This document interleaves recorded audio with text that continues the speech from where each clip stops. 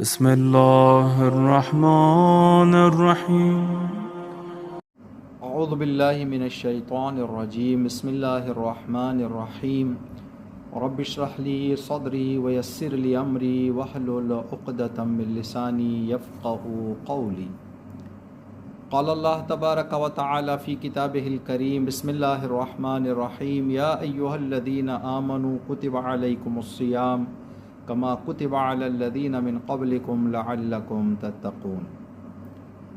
خداوند تبارک تعالی سورہ بقرہ کی آیت نمبر 183 میں ارشاد فرما رہا ہے، اے صاحبان ایمان، تم پر روزہ فرض اور واجب کیا گیا ہے، اسی طرح جیسے تم سے پہلے والی قوموں اور امتوں پر واجب کیا گیا تھا، لعلکم تتقون، امید ہے کہ روزے کی عبادت کو انجام دے کر تمہارے اندر تقوی آ جائے۔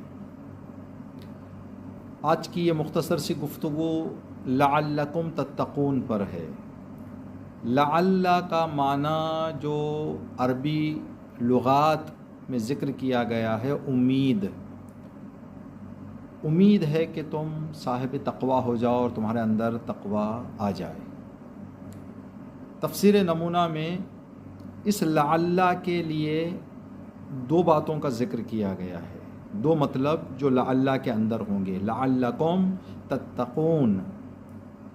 پہلا مطلب یہ ہے کہ تقوی حاصل کرنے کے چند عوامل ہیں جن میں سے کچھ اللہ نے تمہارے لیے فراہم کیے ہیں اور کچھ باقی ہیں، یہ ایک مطلب۔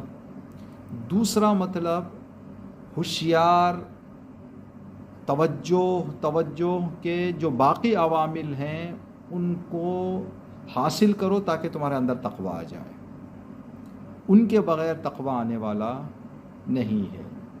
بعض عوامل اللہ نے تمہارے لیے فراہم کر دیے ہیں، حصول تقوی کے لیے اور بھی عوامل کی ضرورت ہے، اب ان کی تلاش میں نکلو، ان کو پانے کی کوشش کرو، ان کو حاصل کرو۔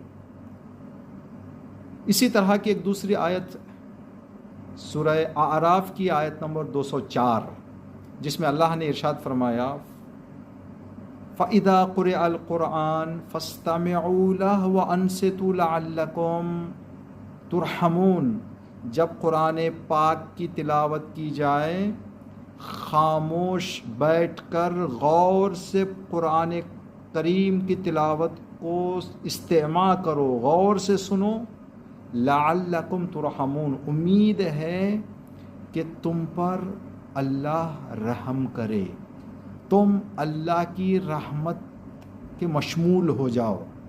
تو یہاں پر بھی جو لعل کا لفظ استعمال ہوا ہے، کلمہ استعمال ہوا ہے، تو اس کا بھی معنی یہ ہے کہ رحم، اللہ کے رحم حاصل کرنے کے چند عوامل ہیں جن میں سے کچھ یہاں پر ہیں، باقی کی تم تلاش کرو، باقی کو حاصل کرو۔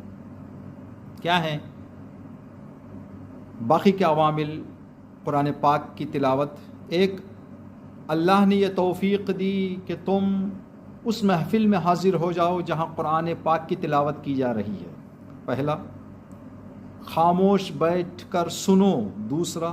غور کرو کیا پڑھا جا رہا ہے، تیسرا۔ یہ تین عوامل تمہارے سامنے اللہ کی رحمت حاصل کرنے کے تیار ہیں، اب باقی کے خود تلاش کرو۔ کیا ہیں باقی کے عوامل؟ باقی کے عوامل یہ ہیں، جب تم نے غور سے سنا اس کو سمجھو، اس پر عمل کرو۔ اگر یہ دو عامل اور اس کے علاوہ کے عوامل کو تم نے تیار کر لیا، اپنے اندر ایجاد کر لیا، ان تین کے ساتھ ان کو شامل کر لیا، تو اللہ کی رحمت تمہارے شامل حال ہو جائے گی، ورنہ اللہ کی رحمت تمہارے شامل حال ہونے والی نہیں ہے۔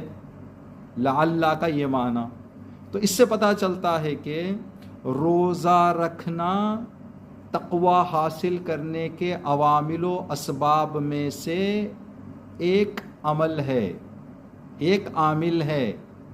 باقی کے عوامل ہمیں تلاش کرنی ہیں تاکہ ہم متقی ہو جائیں۔ یہ بالکل اسی طرح ہے، اس کو اگر ایک مثال کے ساتھ آپ کے سامنے بات کو رکھنا چاہیں تو ایسے ہوگا، ڈاکٹر کے پاس کوئی بیمار جائے، ڈاکٹر اس کا معائنہ کرے، اس کو دیکھے، اس کی بیماری پہچانے، اس کی بیماری کے دور ہونے کے لیے نسخہ لکھے، نسخہ ہاتھ میں دیتے ہوئے ڈاکٹر کہیں امید ہے کہ آپ شفا یاب ہو جائیں، یہ امید ہے کہ آپ شفا یاب ہو جائیں۔ اس کا مطلب یہ نہیں ہے کہ یہ نسخہ لے جا کے جیب میں رکھ کے گھر میں رکھ لینے سے شفا مل جائے گی، نہیں، ڈاکٹر کہہ رہے ہیں اے محترم مریض، اے بیمار، آدھا راستہ آپ نے شفا یابی کا طے کر لیا ہے، باقی کا آدھا راستہ آپ کو طے کرنا ہے۔ آپ نے وقت پر بیماری کو پہچانا، آپ نے علاج کی فکر کی، آپ صحیح طبیب کے پاس آ گئے، آپ کی بیماری پہچان لی گئی، اس بیماری کا علاج آپ کو بتا دیا گیا، یہاں تک کا راستہ آپ نے ابھی طے کر لیا، امید ہے کہ آپ شفا یاب ہو جائیں، یعنی باقی کے عوامل کو آپ خود طے کریں، جائیں ابھی دواخانے میں دوائی خریدیں، جس وقت اور جتنی دوائی بتائی گئی ہے اس وقت اتنی دوائی استعمال کریں۔ جن عوامل سے یہ بیماری آپ کے اندر آئی ہے، جن وجوہات سے، ان وجوہات سے پرہیز کریں، تب جا کر آپ کو شفا ملے گی اور صحت مند آپ رہیں گے۔ یہ امید اور لعل کے معنی میں یہ چیز موجود ہوتی ہے۔ تو قرآن پاک میں روزوں کے حوالے سے، ماہ مبارک رمضان کے حوالے سے جو اللہ تبارک تعالی نے فرمایا ہے یہی ہے، اے صاحبان ایمان، تمہیں متقی بنانے کے لیے، تمہارے اندر تقوی کی عظیم صفت کو ڈالنے اور اس کو بچانے اور اس کی حفاظت کرنے کے لیے اللہ نے تم پر مہربانی کرتے ہوئے کچھ راستے، کچھ عوامل طے کر دیے ہیں، بتا دیے ہیں، مہیا کر دیے ہیں، باقی کے عوامل خود طے کرو، خود ڈھونڈو، تاکہ مکمل طور پر تمہارے اندر تقوی آ جائے۔ کیا عوامل اللہ نے تیار کیے؟ حکم روزہ اللہ نے دیا، روزہ رکھ کر بندہ صبر، استقامت کس طرح سے اجتناب کرے چیزوں سے، کس طرح سے متوجہ رہے کہ کیا کرنا ہے کیا نہیں کرنا ہے، یہ باتیں انسان کے اندر آ جائیں۔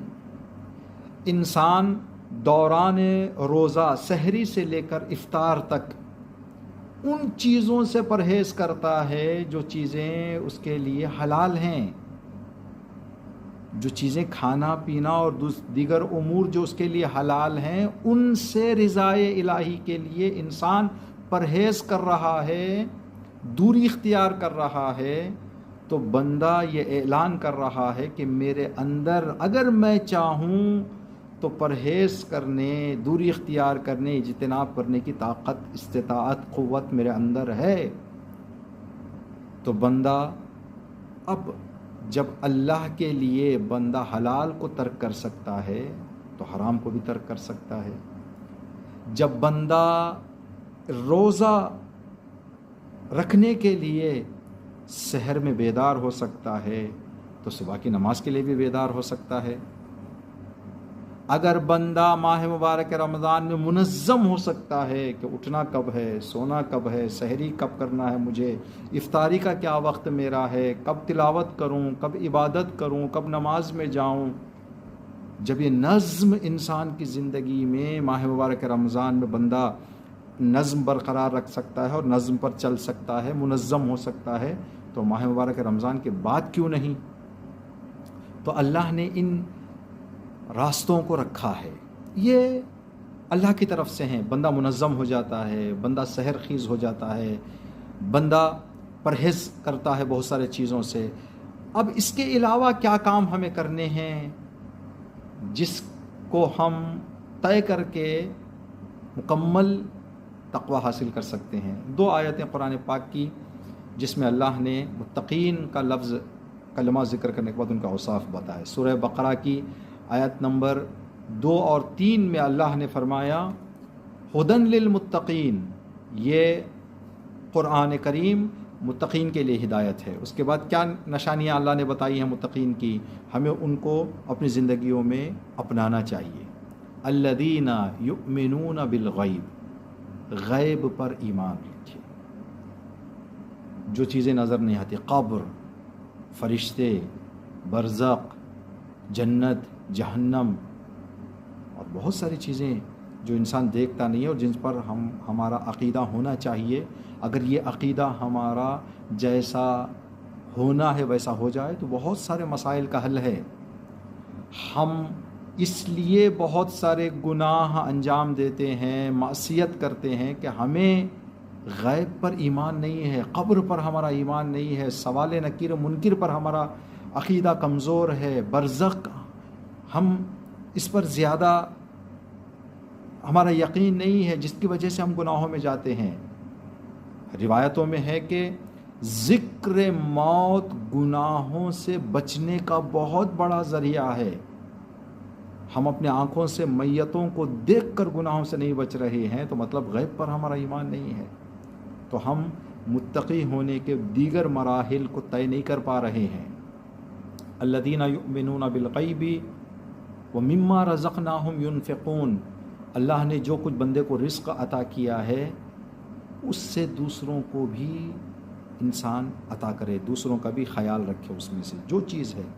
اب یہاں پر رزق کا جو ظاہری مصداق ہے وہ یہی چیز ہے جو بندہ کھانے پینے کے لیے استعمال کرتا ہے، پہننے کے لیے استعمال کرتا ہے، ورنہ رزق کے لیے بتایا گیا ہے کہ ہر وہ چیز جو بندے کو اللہ نے عطا کی ہے اور اس کی کامیاب زندگی کے لیے ضرورت، جیسے علم ہے، نیک اولاد ہے، پڑوس ہے، مشورے ہیں، یہ بھی بندے کا رزق ہے، انہیں بھی بندہ انفاق کرے، اچھا مشورہ دے کسی کو، کسی کا ہاتھ بٹائے، کسی کی خوشی میں شامل ہو جائے، کسی کے غم میں شامل ہو جائے، اچھا پڑوسی بن جائے، یہ بھی رزق ہے۔